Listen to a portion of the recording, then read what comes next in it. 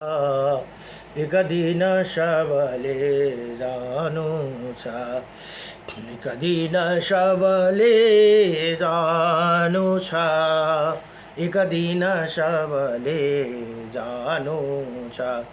कति छन् आउने कति छन् जाने, कति कति छन् काल पर्खने, कति छन् आउने कति छन् जाने, कति कति छन् काल पर्खने।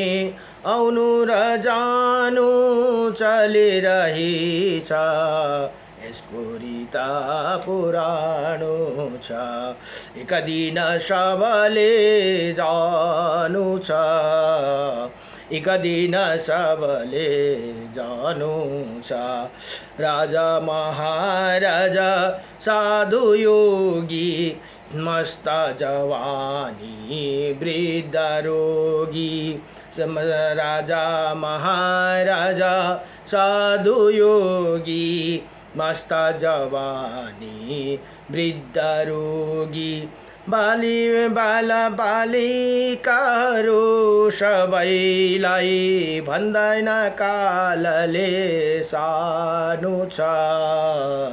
एक दिन सबले जानु छ, कति छन् आउने कति छन् जाने, कति कति छन् काल पर्खने। भिड अपार छ मेला अचम्म, भिड अपार छ मेला अचम्म। चलिरहेछ कहिलेसम्म, चलिरहेछ कहिलेसम्म। हरायो साथी बिच मेलामा, हरायो साथी बिच मेलामा। बिलाप गर्दै रुनु छ, एक दिन सबले जानु छ, एक दिन सबले जानु छ, एक दिन सबले जानु छ। सुख त केवल क्षणिक हुन्छन्, दुःख हुन्थ्यो अति भार। सुख दुःख सहेर नै बाँचिन्छ यो स्वार्थी संसार भनेर यहाँ बताउनुहुन्छ। ओम नमो भगवते वासुदेवाय नमः। अब यहाँ श्री वराह पुराणको 19 र 20, 119 र 120 अध्यायमा यहाँ भन्नुभयो, अब श्रीहरिके भोज्य पदार्थ भनेको भगवानलाई भोग लाउने पदार्थ एवं भजन ध्यान के नियम का अघि अब उपचारको भगवानलाई कस्तो तरिकाले पूजा गर्ने अघि बताए भने अब भगवानलाई भोग लगाउने एवं भजन ध्यानको नियम यहाँ बताउनु हुँदैछ। अब पृथ्वी माता भन्नुहुन्छ, हे माधव, मैंने आपके मुखारविंद से पूजा की विधिवत श्रवण कर चुकी हूँ। निश्चय ही इसी कर्म पूजा में संसार में मुक्ति देने वाला की सामर्थ्य है भनेर यहाँ माता पृथ्वी भन्नुहुन्छ। भगवान, अब मैं आपसे आपकी पूजा विधि एवं द्रव्यों के विषय में कुछ जानना चाहता हूँ भनेर यहाँ प्रार्थना गर्नुभयो। अब इसे मुझे बतलाने की कृपा करे।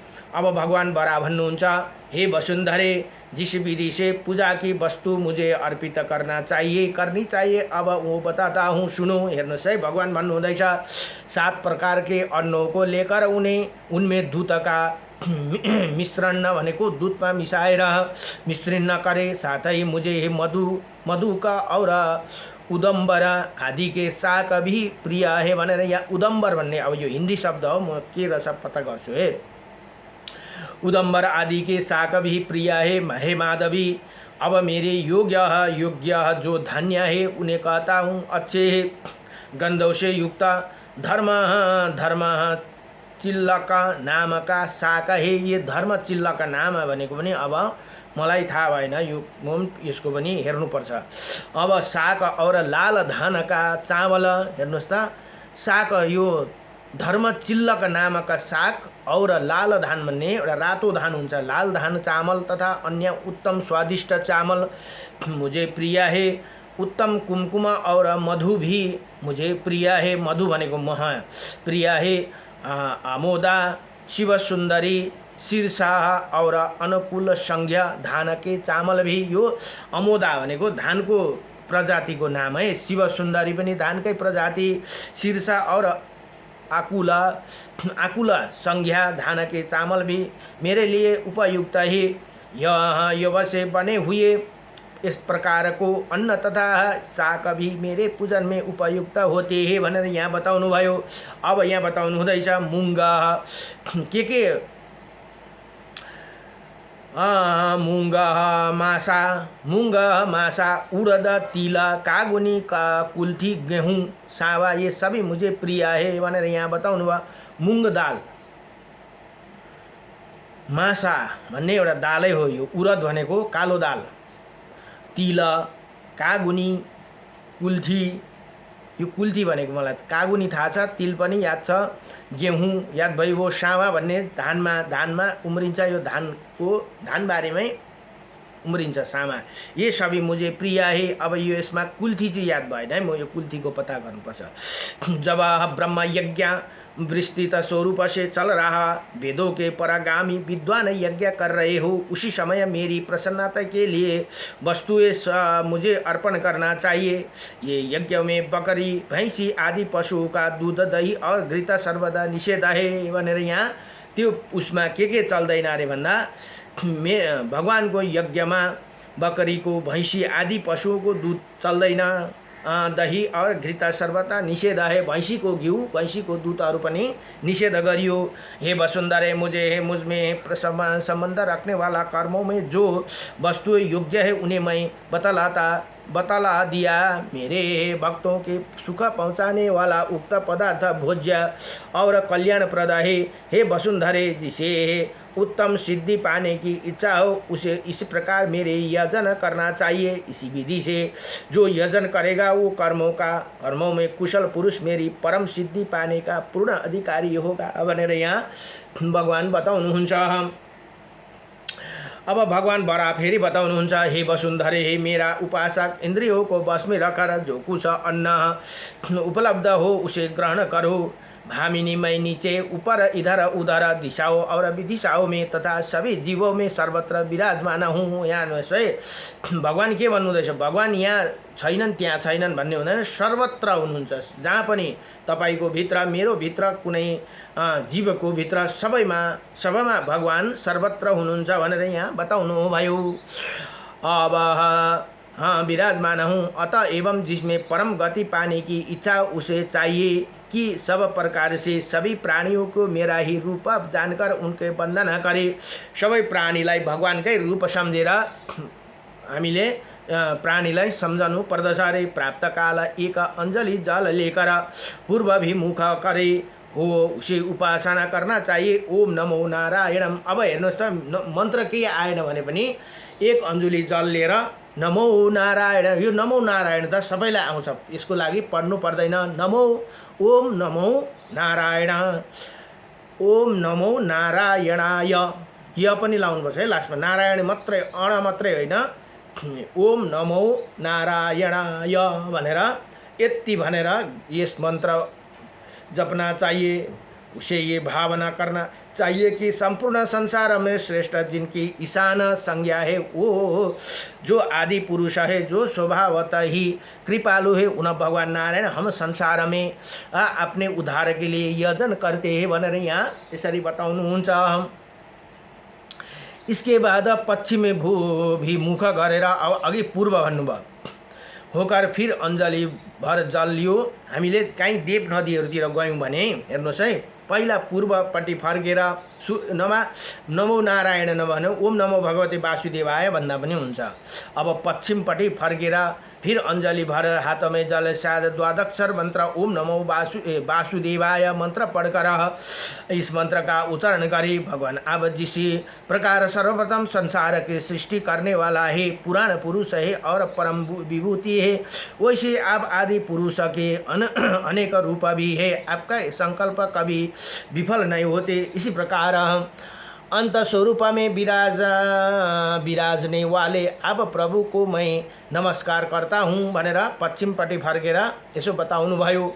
इसके बाद उसी समय पुनः एक अंजलि जल हाथ में लेकर उत्तरभिमुख गरेर फेरि उत्तरमुख गरेर यी उत्तरपट्टि फर्केर खड़ा होकर ओम नमो नारायण कहकर इसी मंत्र उच्चारण करे। जो परम दिव्य पुराण पुरुष है, आदि मध्यम और अंत में जिनका सत्ता काम करती है, जिनके अनंत रूप है, जो हो संसार को उत्पन्न करने वाला, जो शांत स्वरूप है, संसार में मुक्त करने के लिए जो अद्वितीय पुरुष है, उन जगत श्रेष्ठा प्रभु का हम यजन करते हैं भनेर यहाँ बताउनु भयो। इसके पश्चात उसी समय दक्षिण विमुख करके अब होकर ओम नमः पुरुषोत्तमाय नमः यो चाहिँ दक्षिणपट्टि मुख गरेर भगवानहरूले पृथ्वी के अरे पितृहरूलाई दिनु भनेर बताइन्छ नि। जुन यो ओम नमो पुरुषोत्तमाय नमः भनेर हामीले अंजलि जल देवसी पितृहरू तृप्त हुनुहुन्छ। ये मंत्र पढ़कर ऐसे धारण करना चाहिए कि जो यज्ञ स्वरूप एवं जिनके अंत स्वरूप है और सत्य और नैवेद्य जिनका आदि काल से संज्ञा है, वही आदि स्वरूप काल है तथा समय अनुसार भिन्न रूप धारण करते उन प्रभु को संसार से मुक्त होने के लिए हम बसते हैं भनेर यहाँ यसरी बताउनु भयो। तदंतर काष्ठ की भांति ही अपने सिर को निश्चल बनाकर इंद्रियों को भस्म करते हुए मन को भगवान में लगाकर इसी प्रकार धारण करे। भगवान सूर्य और चंद्रमा आपके नेत्र है, कमल के समान आपकी आंखें हैं, जगत में आपकी प्रधानता है, आप लोगों के स्वामी है, तीनों ही लोकों में उद्धार करने का आपका स्वभाव है। ऐसे संसार में सोम रस पीने वाला आप प्रभु का हम यजन करते हैं भनेर यहाँ बताउनु भयो। हे वसुंधरे, यदि उत्तम गति पाने की इच्छा हो तो साधन को तीनों संध्याओं में बुद्धि युक्त उस और मति की सहायता लेकर उसी प्रकार मेरे उपासना करना चाहिए। ये प्रसंग गोपनीय में परम गोपनीय युगों की परम निधि संख्यों का परम तत्व और कामों कर्मों में उत्तम कर्म है भनेर यहाँ बताउनु भयो। हे देवी, ही मूर्ख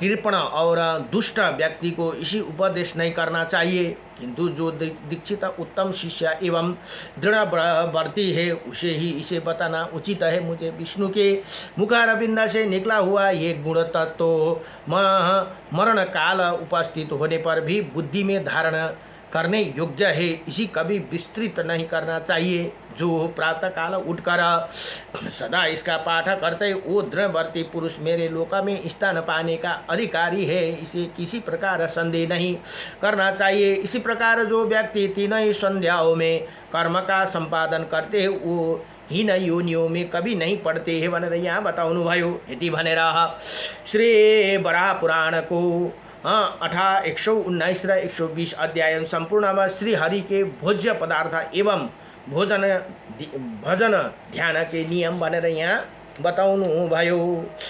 अब भोलिको प्रसंगमा भोलिको 121 को प्रसंगमा मुक्ति के साधन भनेर भोलिको प्रसंग पनि बडो दिव्य। अब त्यहाँदेखि अब अर्को 122 अब आउँदैछ है। अब महत्त्वपूर्ण कुरा आउँदैछ।